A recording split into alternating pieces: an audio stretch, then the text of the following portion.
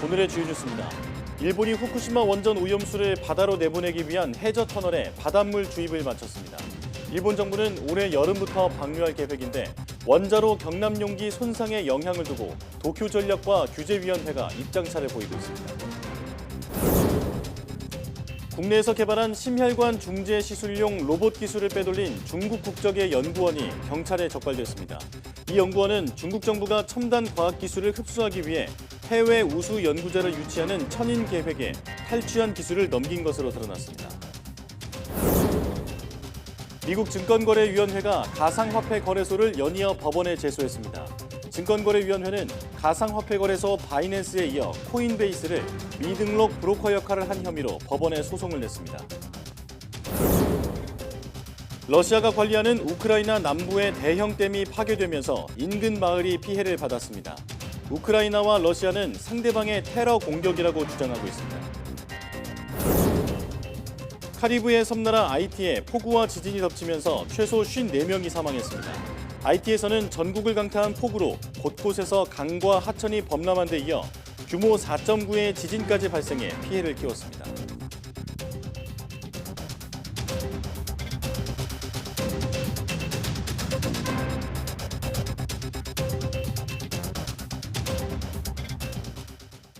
여러분 안녕하십니까? 6월 7일 오전 사이언스 투데이입니다. 후쿠시마 원전 오염수를 바다로 방류하기 위한 해저 터널에 바닷물 주입이 마무리됐습니다. 일본 정부가 올해 여름부터 방류를 시작할 계획인 가운데 원자로 경남 용기의 손상에 따른 영향을 놓고 입장차가 불거졌습니다. 김태현 기자의 보도입니다. 일본 후쿠시마 제1원전의 오염수 해상 방류에 쓰이는 해저 터널에 바닷물을 주입하는 작업이 완료됐습니다. NHK 방송에 따르면 도쿄전력은 5일 육지와 바다 양쪽에서 해저 터널 안으로 약 6,000톤의 바닷물을 넣기 시작해 6일 오전 작업을 마쳤습니다. 도쿄전력은 지난 4월 하순 1,030m 길이의 해저 터널을 굴착했습니다. 오염수는 이 해저 터널을 거쳐 원전 앞바다로 방류됩니다. 오염수 해상 방류를 위한 공사가 이달 말까지 모두 마무리되면 일본 정부는 올해 여름부터 방류를 시작할 계획입니다. 국제원자력기구 조사단은 지난주 일본을 방문해 포괄적 검증 절차를 마쳤고 이달 중 최종 보고서를 공개할 예정입니다. 이런 가운데 원자로 경납 용기의 손상에 따른 영향을 놓고 입장 차이가 드러났습니다. 도쿄전력은 수중 로봇 조사를 통해 3월 확인된 원자로 압력 용기를 떠받치는 토대 부분의 손상과 관련해 큰 영향이 없을 것이라고 밝혔습니다. 또 경납 용기에 구멍이 생기는 최악의 사태가 벌어져도 원전 주변의 방사선 피폭량은 허용 기준치를 밑돌 것이라고 예측했습니다. 그러나 일본 원자력 규제위원회는 더 상세한 대처 방안을 요구했습니다. 규제위원회는 세슘 외에 다른 방사성 물질이 방출될 가능성이 있다며 피폭량이 더 커지는 상황도 검토할 것을 요청했습니다. YTN 김태현입니다. 일본 후쿠시마 원전 오염수 방류가 코앞으로 다가오면서 국민들의 관심이 점차 높아지고 있습니다. 이런 가운데 후쿠시마 원전 앞바다의 생선에서 기준치를 크게 웃도는 방사성 물질 결과가 나와 일본에서부터도 논란이 불거졌습니다. 후쿠시마 원전 관리를 맡고 있는 도쿄전력은 그제 원전 인근 바다에서 잡힌 어류의 방사성 물질 수치를 발표했습니다. 이번에 잡힌 물고기는 우럭이었는데요. 검사 결과 방사성 세슘이 18,100베크렐에 달하는 것으로 나타났습니다. 현재 일본 식품위생법에서는 기준치로 킬로그램당 100베크렐을 제시하고 있는데요. 180배에 달하는 수치입니다. 앞서 지난 4월 같은 장소에서 잡힌 쥐노래미에서는 1,200베크렐의 세슘이 검출됐고 그 이전에도 고농도 방사성 물질이 검출된 생선이 잡혀왔습니다. 일단 도쿄전력은 이번 세슘 우럭과 관련해 물고기가 항구를 떠나는 것을 막기 위해 여러 개의 그물을 설치하는 등의 조치를 취하고 있다고 밝혔습니다. 또 원인에 대한 입장도 일부 밝혔는데요. 최근 일본 의회 의원들과의 회의에서 고농도 방사성 물질 검출은 최근 원전에서의 영향이 아닌 12년 전 사고 당시 혹은 그 직후에 흘러나온 방사성 물질의 영향일 가능성을 조심스럽게 제시했습니다. につきましてはですね、確かに港湾外で取れたものでも最近でもですね、たまにですね結構検出されるというケースがあります。それはここ5年ぐらい前ですかね。ちょっと詳細はちょっと把握しておりませんけど、途中からになっておりますので、事故直後はあそこ空いてたという形になります。港湾のところですね。 우럭뿐만 아니라 최근 후쿠시마 원전 내부 영상이 공개되면서 내부 균열과 지하수의 오염 가능성에 대한 논란도 이어지고 있죠. 이래저래 이웃나라인 우리 국민의 우려가 커질 수밖에 없는 상황입니다. 일본 후쿠시마 오염수 방류 움직임이 본격화하면서 전남도 바짝 긴장하고 있습니다. 전남은 전국 수산물의 60% 정도가 나오기 때문인데요. 곳곳에서 방류 반대 서명 운동이 펼쳐지고 피해 대책과 지원 촉구 결의안 채택도 이어지고 있습니다. 김범환 기자입니다. 정정 해역에서 염산을 쓰지 않고 김을 기르는 것으로 이름난 전남 장흥입니다. 일본의 후쿠시마 원전 오염수 방류 방침에 주민의 걱정은 이만저만이 아닙니다. 업을 생계업으로 사는 사람들이 참 많거든요. 근데 무상김이나 또 바다 저기들이 피해가 많겠죠. 그래서 우리 장군민은 절대 오염수 방류를 반대합니다.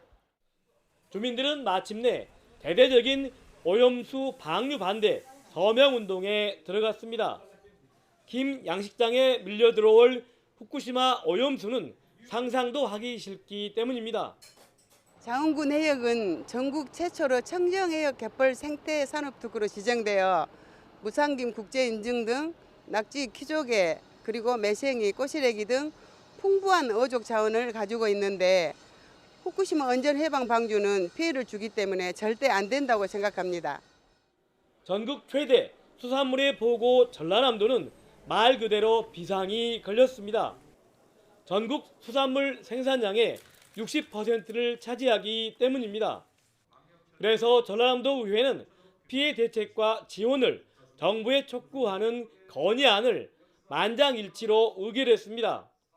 수산 분야 피해 대책 특별법 제정을 통해 범정부 차원의 대책위원회 설치, 피해 대책 종합계획 수립 시행, 수산업과 관련 산업의 피해 보전, 수산물 정보 비축 및 수매 판매 촉진 및 홍보 등의 실시와 관련하여 지원 예산 확보를 위한 근거 마련이 시급해 보입니다. 특히 전라남도의 천일염 생산량은 전국의 90% 정도.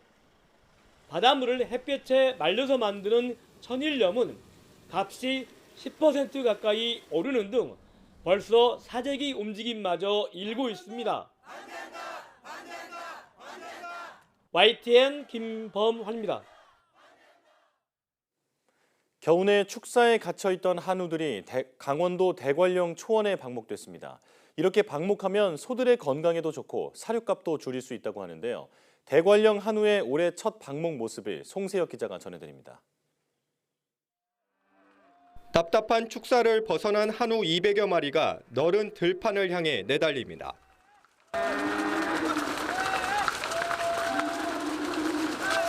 한달음에 도착한 해발 900m 대관령 초원.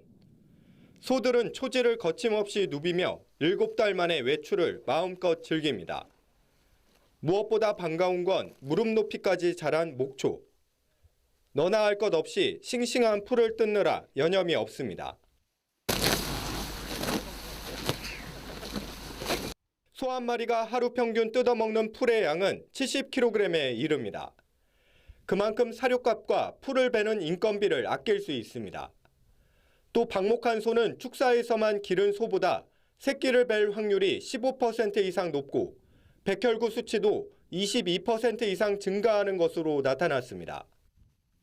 다니면서 풀을 뜯어먹기 때문에 근골격계가 튼튼해지고 또 풀에 있는 여러 가지 엽록소라든가 이런 색소 물질들이 소 임신과 그리고 수태에 많은 도움을 줍니다. 최근 한우 농가들은 국제 곡물 시장 불안정에 따른 사료값 급등과 구제역까지 악재가 겹친 상황. 한우 경쟁력을 높이기 위해 방목한 암소들은 농가에 보급할 품종 개량 연구에도 활용됩니다. 한우 산업이 굉장히 어려움에 직면해 있습니다. 오늘 초원을 누비는 한우처럼 위기를 슬기롭게 극복할 수 있는 계기가 되었으면 좋겠습니다. 축구장 250개가 넘는 면적의 초원에서 소들이 지내는 기간은 앞으로 5달. 대관령은 겨울이 다른 지역보다 일찍 찾아오는 만큼 소들은 오는 10월 말 다시 축사로 돌아갑니다. YTN 송세혁입니다. 푸른 초원으로 달려나가는 소떼들을 보니 가슴이 탁 트이는 듯한데요. 그런데 걱정은 있습니다. 소가 트림이나 방귀로 내뿜는 메탄가스인데요. 실제로 메탄은 이산화탄소보다 온난화 효과가 80배 이상 더 강력합니다. 최근 국내 연구진이 친환경 사료를 이용해 소의 메탄가스 배출을 줄이는 방법을 찾아냈습니다. 김민경 기자의 보도입니다. 올해 태국 등 동아시아와 서유럽, 남미 등 세계 곳곳에서 40도를 도는 이상고온 현상이 발생했습니다. 우리나라도 예외는 아닙니다. 3월부터 이상고온으로 벚꽃 등 봄꽃이 동시기에 와 있고 5월에는 강릉 기온이 35도를 웃돌며 이례적 더위가 찾아왔습니다. 이 같은 기상이변의 원인은 지구온난화. 대표적 온실가스는 이산화탄소와 메탄입니다. 특히 메탄은 이산화탄소보다 더 강력한 온실가스로 공기 중으로 배출되는 양은 적지만 온실 효과는 이산화탄소의 80배 이상에 달합니다. 메탄은 2020년 이후 3년 연속 기록적으로 높아지고 있습니다. 2022년을 기점으로 메탄 농도는 산업화 이전의 2.5배를 훌쩍 넘었습니다. 석탄이나 LNG 가스의 연소로도 배출되고 있지만 소가 트림과 방귀를 통해 내뿜는 양도 막대합니다. 소는 소화 과정에서 한 번 삼킨 먹이를 되새김질해 다시 먹는 특성을 지닌 동물입니다. 이때 장 속의 미생물이 먹이를 분해하는 과정에서 가스를 생성하고 트림과 방귀를 통해 배출하는데 이 가스의 주요 성분이 메탄인 겁니다. 소 한 마리가 하루에 방출하는 메탄가스는 약 280리터. 많게는 자동차 한 대의 일일 배출량과 비슷합니다. 특히 전 세계의 소가 1년에 방출하는 메탄은 약 1억 톤으로 전체 온실가스 배출량의 18%에 달합니다. 이 때문에 전 세계는 물론 최근 우리나라에서도 친환경 사료를 도입해 메탄 방출량을 줄이는 노력을 시도하고 있습니다. 메탄 저감을 위해서 연구된 물질 중에서 가장 효과가 뛰어나다고 알려진 게 홍조류 중에서 분홍빛 바다고리 풀이라고 있습니다.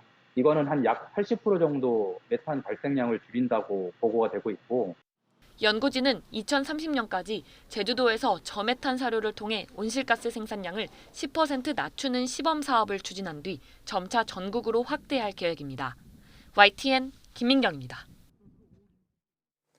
온실가스 감축과 대기질 개선이 이루어지지 않으면 이번 세기 말 고농도 오존 발생률이 최대 30여일 증가할 것이라는 전망이 나왔습니다.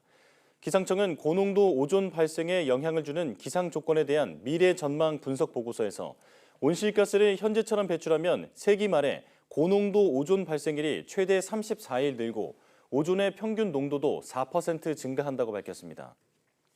반면 온실가스를 감축하고 대기질도 개선하는 저탄소 시나리오에서는 우리나라 오존의 평균 농도가 현재보다 41%까지 줄어드는 것으로 전망됐습니다.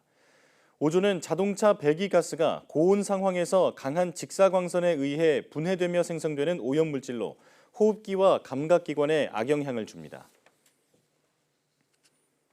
어젯밤 발생한 제3호 태풍 구촐은 점차 강하게 발달해 일본 남쪽 해상으로 향할 것으로 보입니다. 기상청은 어젯밤 9시쯤 필리핀 마닐라 동쪽 해상에서 제3호 태풍 구촐이 발생했다고 밝혔습니다. 태풍 구촐은 현재 약한 강도 태풍이지만 북서진하며 강한 태풍으로 발달해 다음 주 월요일쯤에는 일본 오키나와 동남동쪽 해상까지 북상할 것으로 보입니다. 이후 진로는 유동적이지만 일본 남쪽 해상으로 이동할 가능성이 가장 커 우리나라에 직접적인 영향을 줄 가능성은 낮습니다. 태풍 구촐은 미크로네시아에서 제출한 이름으로 향신료의 일종인 강황을 의미합니다. 갱단의 잔혹한 폭력과 콜레라 유행 등으로 주민 삶이 위협받는 카리브해 섬나라 아이티에 폭우에 이어 지진까지 덮치면서 최소 54명이 사망했습니다. 현지 시각 6일 IT 시민보호국 홈페이지와 소셜미디어 발표 내용을 종합하면 전국을 강타한 폭우로 수도 포르토프랭스를 비롯한 곳곳에서 강과 주요 하천이 범람했습니다. 넘쳐 흐른 물이 주택가까지 덮치면서 지금까지 51명이 숨지고 18명이 실종된 것으로 집계됐다고 당국은 전했습니다.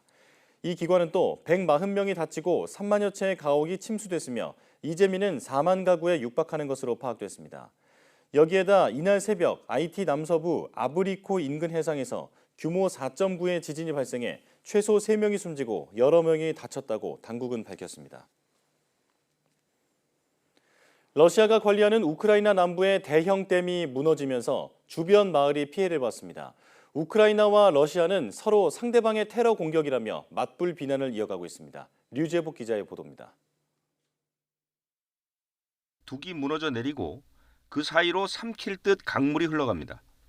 누군가의 공격으로 파괴된 카호우카 댐입니다. 댐 아래쪽 마을들은 곳곳이 물에 잠겼습니다. 헤르손 지역 14개 마을 주민 2만 명가량이 홍수 위험에 빠졌습니다. Мы эвакуируем людей, которые ниже по течению находятся. Уже затоплена значительная часть инфраструктурных объектов, канализационные станции. 드니프로강에 설치된 댐 6곳 가운데 가장 아래쪽에 있는 카호우카 댐은 러시아가 관리하고 있습니다. 우크라이나 남부와 크림반도, 자포리자 원전에 물을 대는 댐이 무너지면 커다란 환경 재앙을 가져올 수 있습니다. 우크라이나와 서방은 즉시 댐 파괴 주범으로 러시아를 지목했습니다. Russia blew up a major dam located in Novakhovka, causing significant civilians evacuations, harsh ecological damages, and threatening the safety of the Zaporizhzhia nuclear power plant. 러시아 역시 우크라이나군의 테러 공격이라며 맞받아쳤습니다.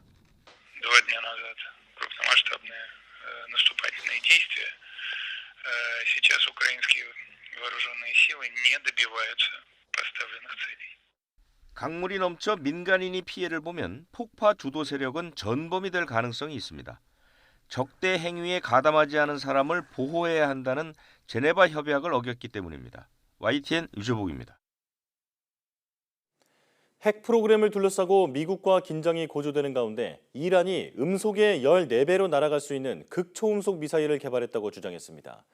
이란 현지 매체는 페르시아어로 정복자라는 뜻의 파타흐로 명명된 극초음속 미사일이 라이시 이란 대통령이 참석한 행사에서 처음으로 선보였다고 보도했습니다. 이 매체는 파타흐 미사일의 최고 속도는 마하 14에 도달했으며 사거리는 1,400km라고 전했습니다. 이어 이 미사일이 미국과 이스라엘의 최첨단 탄도미사일 방어 체계를 우회할 수 있다고 덧붙였지만 이를 뒷받침할 증거는 제시하지 않았습니다.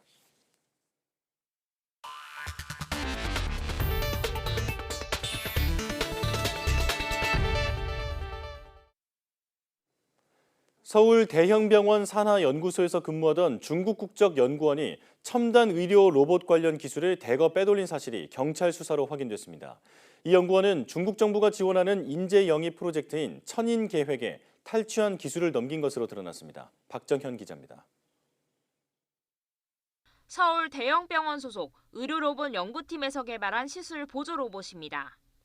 심장에 혈액을 공급하는 관상동맥이 막히거나 좁아졌을 때 가느다란 철선을 넣어 복구하는 심혈관 중재 시술에 쓰입니다. 복잡한 시술이라 시술자의 숙련도가 중요한데 이 로봇을 활용하면 정밀한 제어가 가능해 성공률을 높일 수 있습니다. 10년에 가까운 연구 개발 끝에 지난 2월 식약처 승인을 받고 상용화를 앞둔 상태로 시장 가치는 6천억 원에 이를 것으로 예상됩니다. 그런데 이 로봇의 설계 도면 등이 중국에 넘어간 것으로 드러났습니다. 지난 2015년부터 2020년까지 해당 연구팀에 재직한 중국 국적의 40대 연구원 A씨가 퇴직 무렵 관련 연구 자료를 집중적으로 빼낸 정황이 포착된 겁니다. A씨는 연구소에서 챙겨 나온 자료를 마치 자신이 혼자 해낸 업적인 것처럼 꾸며서 중국이 지원하는 과학기술 인재 영입 프로젝트 여럿에도 출품했습니다. 그 결과 A씨는 중국 정부가 첨단 과학기술을 흡수하기 위해 해외 유수 연구자를 유치하는 천인 계획에 선정돼 중국에서 관련 법인을 세우는 작업에도 착수했습니다. 해외 우수 인재를 중국으로 기회가 되면 유치를 하려는 노력들을 계속 할 거고요. 수술 로봇이라 그러면 환자 뭐 이런 데이터도 있고 그런 것들을 이제 100% 다 본인의 것이라고 할 수가 없겠죠.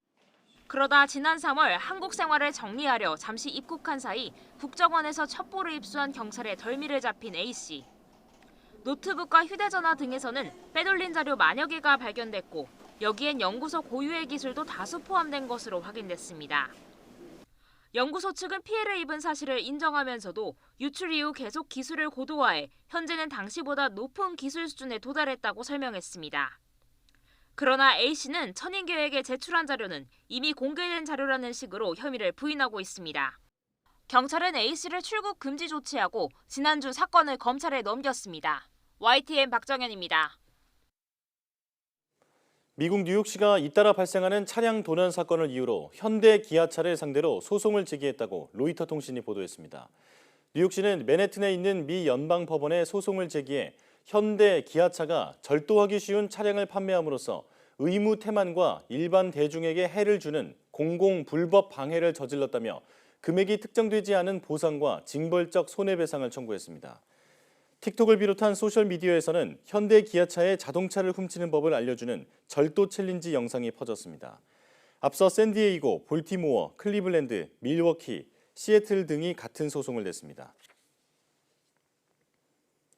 현대자동차 그룹과 SK온이 미국에 합작 설립하는 배터리 공장이 조지아주 정부로부터 7억 달러, 약 9천억 원의 인센티브를 받게 된다고 현지 언론 애틀랜타 저널 컨스티튜션이 6일 전했습니다. 보도에 따르면 조지아주 북부 바토우 카운티에 설립되는 배터리 공장은 앞으로 25년간 주정부, 지방자치단체로부터 2억 4,700만 달러의 재산세 감면, 9,800만 달러의 대규모 프로젝트 감세 혜택을 받습니다. 주정부는 4,600만 달러 규모의 수도 처리 시설과 600만 달러 규모의 도로를 무상으로 건설합니다. 다만 일부에서는 지방정부가 과도한 세제 혜택을 제공해 납세자들에게 부담을 떠넘기고 있다는 비판도 있다고 현지 언론은 보도했습니다. 미국 증권거래위원회가 세계 최대 가상화폐 거래소인 바이낸스와 중국계 최고 경영자를 제소했습니다. 고객 자산을 이용해 거래량을 부풀린 것 등 10개의 혐의가 적용됐는데 이번 소송 직후 가상화폐 가격이 타격을 입었습니다. 백종규 기자입니다. 미 증권거래위원회 SEC가 바이낸스와 자오 창펑 CEO를 상대로 워싱턴 DC 연방법원에 소송을 냈습니다. 수십억 달러에 달하는 고객 자산을 다른 업체에 송금한 뒤 바이낸스 내 가상화폐에 투자하게 해 거래량을 부풀린 방식을 문제 삼았습니다. 또 해외 거래소에 대한 직접 투자가 금지된 미국인 큰손 투자자들에게 당국의 감시망을 피하는 방법을 제공한 것 등 13개 혐의를 적용했습니다. 게리 갠슬러 SEC 위원장은 바이낸스와 CEO가 법망을 빠져나가기 위해 미리 계획했다며 고의성을 강조했습니다.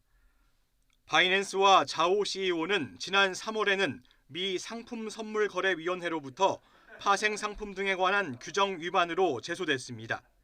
이와 별도로 미 국세청은 바이낸스의 자금 세탁 의무 위반 여부도 조사 중입니다. 자오 CEO는 SNS를 통해 바이낸스에 맡긴 자산을 안정적으로 관리하기 위해 회사 직원 모두가 준비돼 있다고 진화에 나섰습니다. So over the last week, there's so much turmoil in our industry. I think, but I want everybody to understand that's not reflective of everything in the industry. The industry goes through ups and downs. 하지만 바이낸스 코인은 제소 직후 10% 넘게 급락하는 등 직격탄을 맞았습니다. 비트코인도 한때 26,000달러, 약 3,400만 원 아래로 떨어지며 지난 3월 16일 이후 최저 수준을 기록했습니다.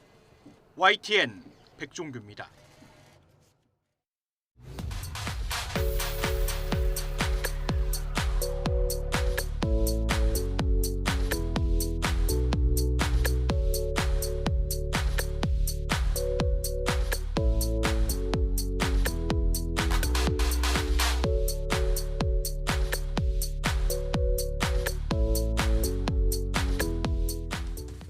앞서 심장시술 로봇 기술을 해외로 유출하려다 적발된 사례 보도해드렸는데요. 이 같은 기술 유출 범주가 끊이지 않는 이유로 처벌이 솜방망이 수준에 그친다는 문제가 지적되는 가운데 정부와 정치권에서도 관련법 재정비에 나서고 있습니다. 피땀 흘려 기술을 개발한 노고를 한순간에 물거품으로 만들고 국가 경쟁력까지 위협하는 기술 유출 범죄를 근절하는 치밀한 대책이 마련되길 바랍니다. 뉴스 마칩니다. 여러분 고맙습니다.